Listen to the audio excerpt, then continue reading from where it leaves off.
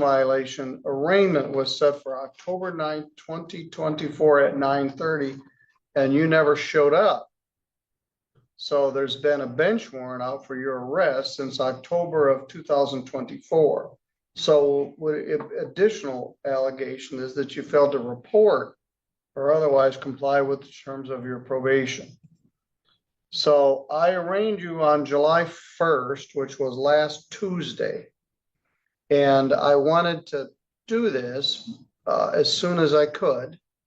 I set it for today, Wednesday, July 9th, because your lawyer, Mr. John Bush, was scheduled to be here on another case, Travis Andrews. I thought, well, good. His lawyer will be here. We'll do it at that time. In the meantime, so we sent a notice to Mr. Bush that day, July 1st. And I've confirmed that it went there. But John's secretary didn't seem to have this on the calendar for today. In the other case, Travis Andrews, Mr. Bush requested an adjournment because he was going to be out of town on business meeting with the client. So the prosecutor agreed, and that case has been adjourned until August. That defendant is in a treatment facility. He's not in jail, and that case can wait a month while we see how he's doing. In your case, you're in jail. You've been AWOL since last September. You just happened to get picked up last week. They came to your house. And as of now, you have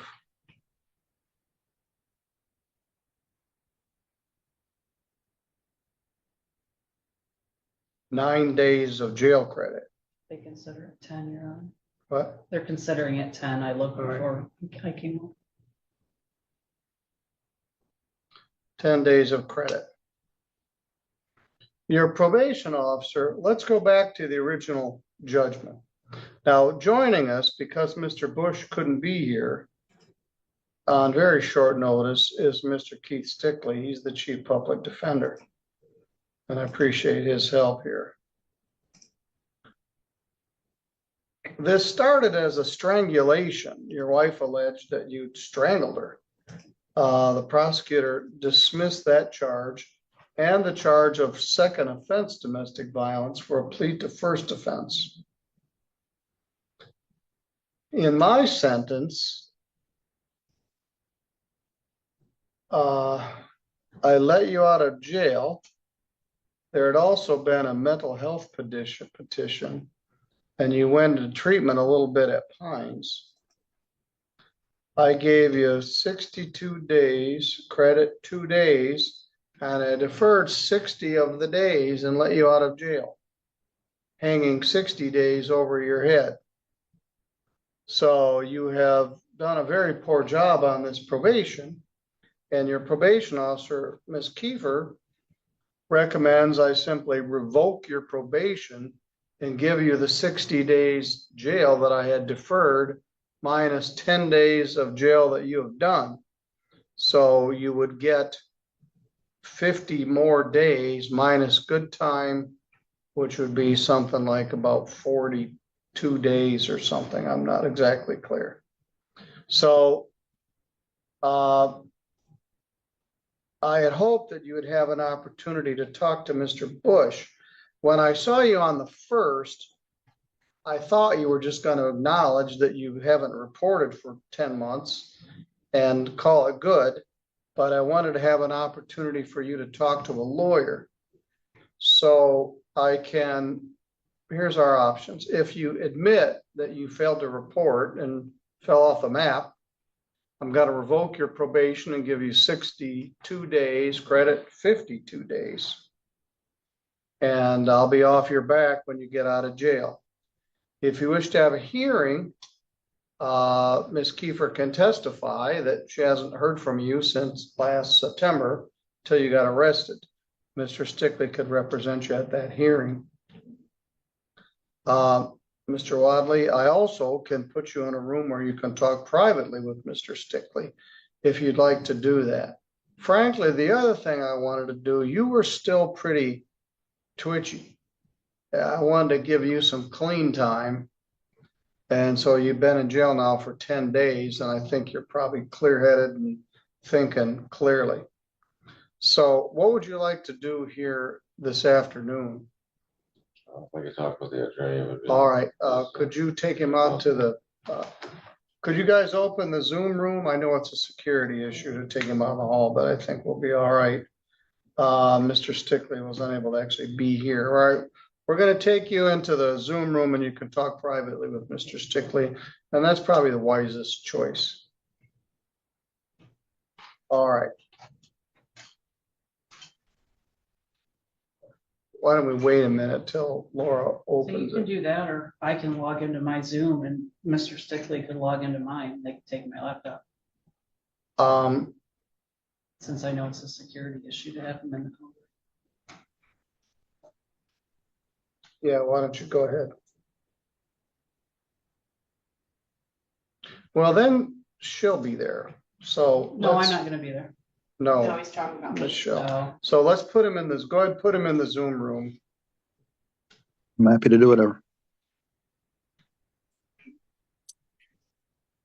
Mr. Wadley, your parents are loyal supporters. They were here this morning for your pretrial, and they're here again now. All right, go ahead and take him back there.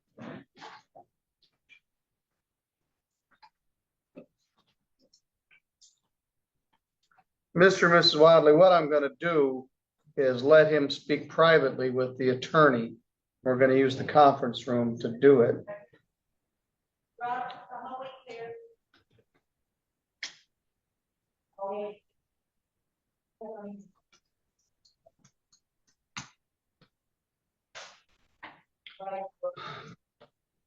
In our new situation, we'll have Zoom capabilities from a lockup.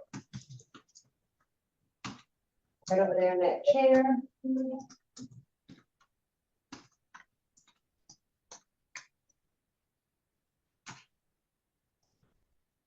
All right, Michelle, can you click join? Yes, sir. Thank you for your help. More to the- Keith, were you done talking to him privately, or do you need to? I am, yeah. I don't know what else I can offer at this point. Why don't you bring him back in the courtroom? Yes, sir. All right, Mr. Wadley.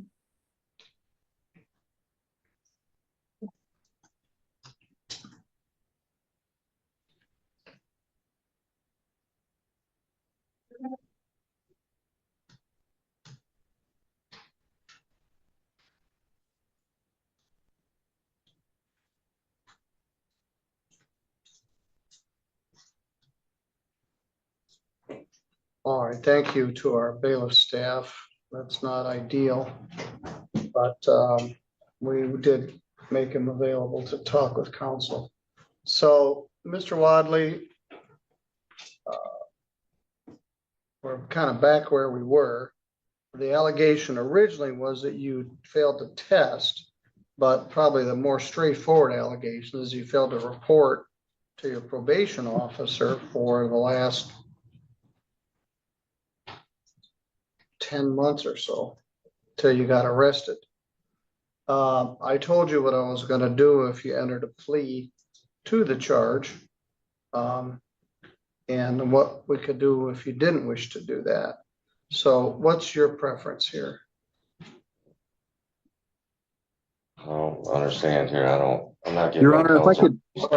All right, Your so, Honor, if I could interject, Your Honor. Your Honor, Yes. I tried to very clearly and concisely explain what his options were. And I don't know what detail of appropriateness it would be to go in, but I'm not sure he's understanding what I'm saying, or he's not All right, willing well- to communicate rationally as far as All right, well- the procedure and what's happening. well, let's see where we are here. Okay. Mr. Wadley, Mr. Bush, I don't know what happened to the notice. you don't have much of a defense. You, I actually got a bigger defense than you. all right, think. well, you quit showing up. We haven't seen you in 10 months. I know, I'm aware of that. I And- meant no disrespect. I'm working with, like I said, a federal detective over this. I was rage baited and drugged. Like they had me, I had an ex call the hospital and had me locked in a psychiatric Well, ward. And I knew you so- were in a psychiatric hospital for Okay, a now, while. my mother-in-law passed away. Now, my ex called the hospital and said that my mother-in-law feared for her safety. Now, my mother-in-law was deceased. I didn't even get to be with my wife while she went through that because of an ex locking me in the psychiatric hospital. Now, you were in the psychiatric hospital from when to when? I can't remember the dates. Yeah, it was last fall. And I'm not sure what the dates were, but I know that this has all been a series of stages to just like screw me out of my life over an ex. I mean, they've dumped revenge porn. They've had a whole community come after me and blackmail me. I submitted several reports to the state police that have done nothing to do an investigation. I was beaten, raped. They never gave me a rape kit. And where was all Like- this? This all happened between Branch County from the time I got arrested and the time that I got released. And this has been going on. All right, And so I can't get as any of kind of, last And- June, but when you got arrested here, June 30th, and I've got several all right, letters that. you when I said was they in- came to your mother's house, You know, and arrested you on this warrant. you know, Okay, like it's not anybody's real fault, but I've been trying to work with the police and they won't even file any kind of claims. Now, They I won't do don't- investigations. there's been an open warrant for your arrest since last October. So, Any police officer that would have communicated with That's you right. between then and now probably should have taken you into custody. okay, now I have several emails where I've sent to the state police with my address, with me. I've called and All right. made reports and they've done nothing to investigate this. Like, Well, okay, I don't know about that. If you wish to have a hearing, I guess we can set it when Mr. Bush gets back, but I'm not gonna let you out. You went off the grid for months. even though And it's a tether- serious assaultive offense that was reduced to a 193-day misdemeanor. Okay. I gave you 2 days and let you out, and you repaid me by poking me in the eye with a sharp stick. So I'll plead I'm guilty. offering to just give you the time served, a time originally ordered, rather than any additional sanction. The only allegation that you would have to admit to was that you failed to report from last October until. I'll plead guilty. All right, well, let me ask this. Did I threaten you into doing this? No, just no officer will do their job. So All right, yes, now, I can't speak to that. Your mother said when you were in the break room, said he doesn't do probation very I well. completed 2 years felony probation, no violations. I completed 2 years parole, no violations. I All right. can't do nothing about my kids and everybody drugging me and locking Well- me away, dude. And you told me that Excuse me, you, sir. you're all right, there's Kleenexes there, that you recently found out you had kids. And you Yeah. didn't know that you didn't have any My children. biological kids, I didn't know. have And that stepkids. certainly would be upsetting. But none of that stuff, it certainly is concerning, is a defense to the fact that you just quit showing up for probation. I feel like it was all stacked against me. I feel like this courtroom is like I'm being sold. Well, I'm willing to give you a hearing, but as I said, it isn't going to be very hard to establish the facts. Now, I didn't know how much was methamphetamine and how much was mental illness, and where one line starts and the other one stops. I need witness protection after this. Um, That's what's gonna happen. all right, But I'll plead guilty. I'll take the 60 days. all Get right, this Keith, over with. I'm reluctant to go down the competency evaluation path. All right, Mr. Wadley, let me make sure we're on the same wavelength. Did you understand what I'm going to do if you acknowledge you failed to report to your probation officer? I do, Your Honor. I'm gonna revoke your probation. I'm gonna suspend all the fines and costs you owe. When you get out of jail, I'm gonna be off your back. Do you understand? Yes, sir. Do you understand? You have a right to have a hearing on this if you wish, where we could take testimony, in which case I could give you up to 93 days in jail. And do you acknowledge that you failed to report to your probation officer Shouldn't even be. from October till you got arrested on June 30th? Do you admit that? Yes, Your Honor. All right.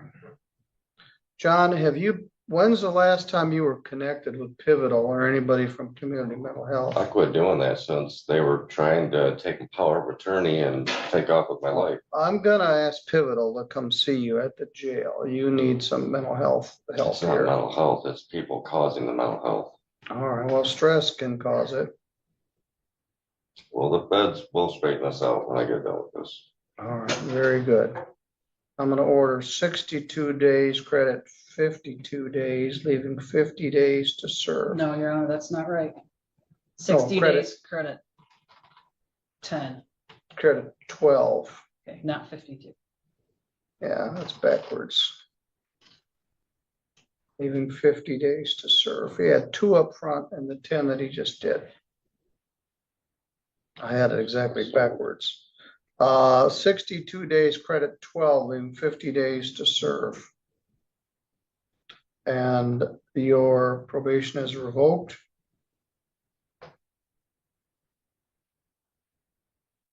The remainder of your fine and costs are just waived.